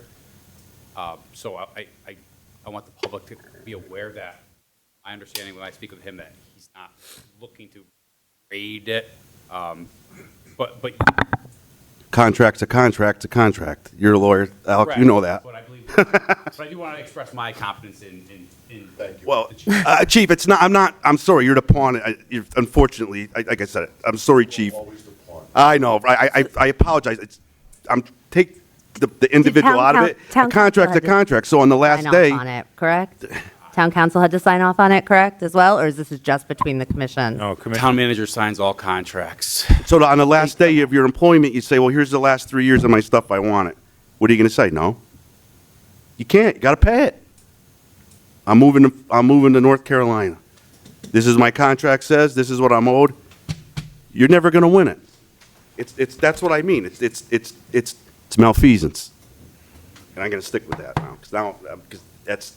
because we need to do a better job. We need to do a better job. Who would, I mean, I assume it would be town council if they wanted to say that commissions had to utilize a labor attorney in contracts over a certain, I mean, just how would we go about that? Because it does seem to be, I mean, I'm sure everyone on the Commission's the commission. boss of police. The and commission's the boss of fire. But shouldn't they have access to professional, like to advisement from a labor attorney? But doesn't the money comes through us, correct? The So money they comes do through us. policy, hire, fire. Money comes through us, and then the council Yeah. eventually signs off on it. So there should be a more professional way of doing this for all contracts outside the realm of the union negotiations. It's 2026. It's not 1958. I think the point is made that, and there's not a lot of contracts, right? We're talking about a handful. You said a couple of Right. captains, potentially someday a police chief, a fire chief, maybe a deputy, or whatever you call an assistant or deputy fire chief. But those are high-dollar contracts. Yeah, a few contracts. So the point is made, there's a few, and the recommendation is that they be looked at legally Right. in the It's just, best interest of the town. of course. Yeah. It's just, And comparative right. reasons. Yeah, I think the Common point's sense. made. That's what we hire. And again, no, I don't want this board to take offense with any person who has one of these contracts way. or signed one of them. Totally. Yeah, you You were, may- you said Mr. that Chairman, too. you nailed it, because I would sign, it's not their fault, it's the board's, it's the commission's fault. That's what my ire is Yep. at. Okay. Any other board communications?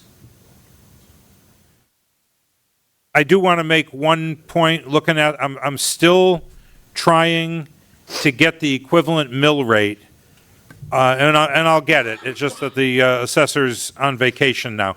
But the equivalent mill rate of what the new valuations, what mill rate, when applied to the new valuations, would give us the current year's budgeted income. It's just math. I could do it myself. The problem I'm having is I'm not able to separate new grand list growth, new items, volume increases from price increases, because I only have one number. I know what the old one is, I know what the new one is. If I assume that nothing new was built in town, I could do the math. But I need the assessor to separate for me anything that's in the new revaluation that's not in the old. Once I have that, I can do the math. I'm thinking it's more like in the low 20s. And then the new budget moves it to whatever the new budget came out at. I'm 24.5, 24.49. But I don't want to scare people with the new budget yet either, but I've got to get the equivalent starting point. So I'll work on that. But the bigger point I want to make, and I can't make it enough, and usually when there's revaluation, every property, the market changes and every property will go up a similar amount. A big house may go up a little more than a small house, or a piece of land. The increase in the piece of land may be a little different than a commercial building, but everything moves up in a similar lay, a proportion. What's happened to us now is small houses, starter homes, condos have gone up significantly where other things did not go up as significantly. So what does that mean?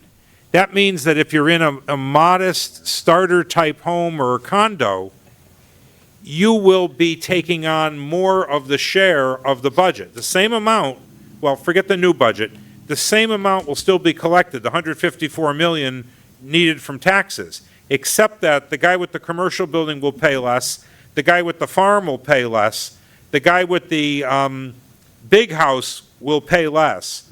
But the guy with the little house, the condo, the basic home, which is in demand, the market value drove it up higher than everything else. The smaller, more modest homes will pay more of the share of the town's operating expenses. There's no other way to say it, and people are going to see that, and they're going to March in the street. have a rude awakening. And I want to be able to say that I'm trying to say it, but I want to also give them the number that they could apply. So I've got to get from the assessor what the equivalent mill rate is, and then we know the new budget, 24.49? The new budget's 24.49 mills as it will be presented to us. But, I mean, if people want to take their valuations right now and multiply them by 24.49, they can get a little sense for their taxes, but I got to give them the equivalent number of what it was so they can see what changed. I feel I owe it to everybody, so I'm going to keep pressing on that, and I'll get it. It's just going to take a little time to separate new growth on the grant list, which I haven't seen yet.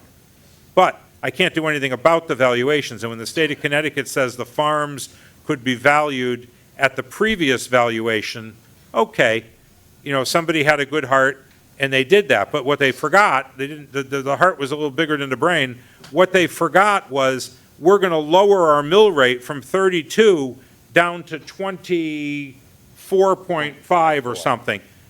Not only we're going to use the old valuation on the farm, they're going to get the new mill rate. So they're going to go down here and down here. They're going to go way the heck down. Who's going to pay? The guy in the little house. The modest 1,500 square foot home or condo. And I don't think the state intended that. I think they were well-intentioned in trying to bring the farms back to the older value, not to shock the farms, promote agriculture. But they didn't realize they're going to get the new mill rate. You're going to get a double benefit if you own a farm. Then when it all gets corrected, they're going to scream when, you know, when things go back to normal and there's nobody suppressing the valuations on a farm. So. And they'll go back to the old mill rate again. Well, there'll only one mill rate, and there'll only be one mill rate for the cars, too, because now we fell below. So the mill rate for the cars and the mill rate for everything else will be one mill rate, you know, in the mid-20s when we're done with the budget. But, you know, there's the lay of the land has shifted, and I think that's going to cause a lot of angst in the community once they find out it's real. Because the big houses, so little houses went up, I don't get the right number, 60%, and the bigger houses only went up 40%, whatever, it wasn't all kind of equal. I believe it was 54, I believe.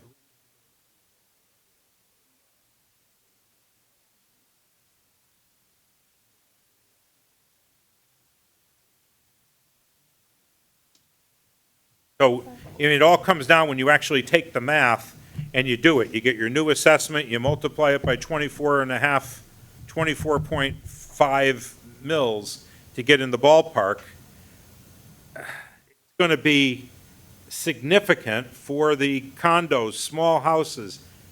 And I'm not sure, because I don't have the whole thing, but even the three families or the multifamilies, those are considered affordable, that's a bad term, it means something. Those are considered more modest, and as a result, those are going to go up. So then landlords are going to look at, they're going to get in shock, they're going to push the rent. The whole thing, the balance of the world has changed with this reval, and it's not wrong, it's based upon the market demand for the property post-COVID. Stay tuned.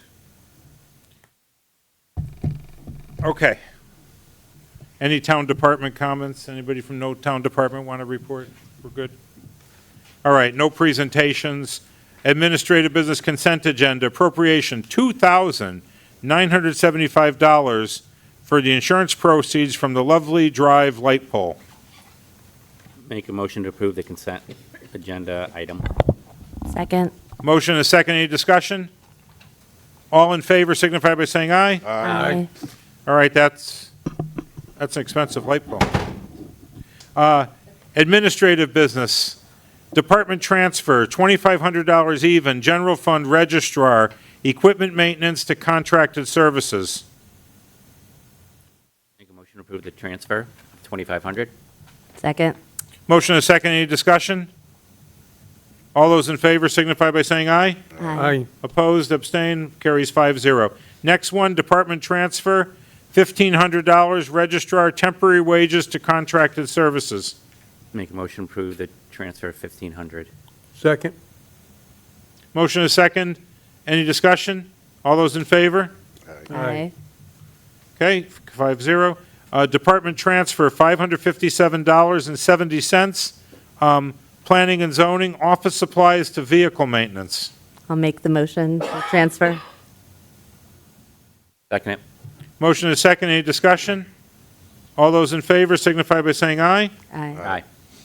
Opposed? That motion carries 5-0. Number 4, department transfer on the 25-26 budget, $12,000 even. The general fund highway from signs to vehicle maintenance. Motion, second. I'll second. Any discussion? All those in favor signify by saying aye. Aye. Aye. Opposed? Motion carries. A few more. Contingency transfer, $11,000, Finance Department for professional services. Make the motion to transfer. Second. Motion and a second. Any discussion? All those in favor signify by saying aye. Aye. Aye. Opposed? Motion carries. Contingency transfer, $4,977.30, assessor, the grand list book printing. Make the motion to transfer. Second it. Motion and a second. Discussion? If I may, Mr. Chairman, this is budgeted for in the current year budget. However, in the past, the town has not, under state statute, provided a printed grand list. We're required to. They haven't the last 5 years, 4 or 5 years. So the assessor asked me, and I said I want to make sure we are. Is it one big compliant. book, like a big? It's separate books every year. Yeah, it has to be in paper. Okay. I asked for legal opinion. Can it be electronic? Legal opinion said no. So now we're But here. I'd like to get a copy. I want to do some math on it. Do we have to print up the years that we missed? Those are the ones. This is. Oh, this is for all of, the okay, this previous- isn't, Yeah. Okay. The current budget grand list that was just signed is already in this year's budget. All those in favor signify by saying aye. Aye. Okay, carries 5-0. Next one, contingency transfer, $77,320, highway, snow and ice contracted services. Make a motion to approve the transfer. Second? Motion is second, any discussion? I think we all know this one, it's in the pack. Pretty common sense. Yeah. All in favor signify by saying aye. Aye. Last one, contingency transfer, $84,130, highway, snow and ice program supplies, the sand and the salt. make the motion to transfer. Second. Motion is second, any discussion? All those in favor signify by saying aye. Aye. All right, favorite motion? Make a motion to adjourn. Second. Motion is second, all those in favor? Aye. Aye. Meeting adjourned at 8:24. Thank you, everybody. How are you feeling?